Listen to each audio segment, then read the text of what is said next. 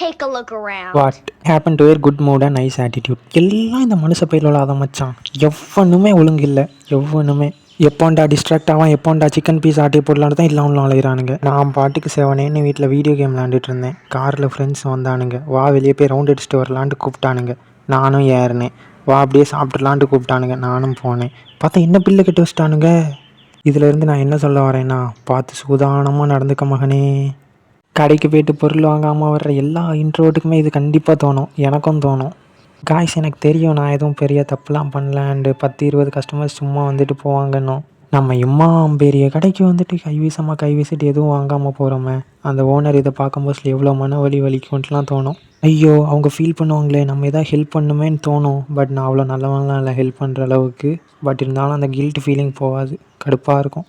இப்போ கூலாக இருக்கிறதுக்கு ஒரு நல்ல ட்ரிக் கண்டுபிடிச்சிருக்கிறேன். ஒரு பாட்டை ஹம் பண்ணிக்கிட்டு என் பாட்டு கூலாக இருக்கிற மாதிரி நடிச்சுட்டு அப்படியே வெளியே ஓடி வந்துடுறேன். My friend telling his mom, we don't need any food and to leave us alone. My hungry eyes wondering, why he didn't ask me first.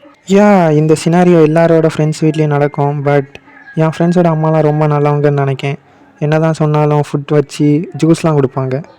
Good. அப்போ நம்ம ஃப்ரெண்டு இப்படி சொல்லி தான் ஆகணும், மச்சான் எல்லாத்தையும் சாப்பிட்றா, நல்லா சாப்பிடு, கூச்சப்படாமல் சாப்பிடு, எல்லாம் உனக்கு தான்ட்டு. பட் மனசில் என்ன தெரியுமா நினைப்பான், வீட்டில் உள்ள ஸ்நாக்ஸ் எல்லாம் இவனுக்கே வச்சா நான் என்னத்தை சாப்பிட்றது. I am also a human being, you no.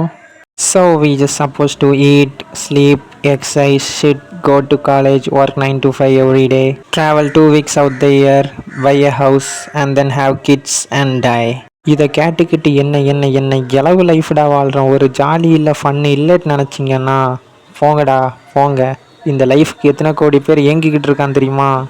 Fun ஆகுது, ஜாலியாகுது, நிம்மதியான லைஃப் வேணும். நம்ம இந்த உலகத்தில் வாழ்ந்தோங்கிற அடையாளத்துக்காக ஒரு குழந்தை.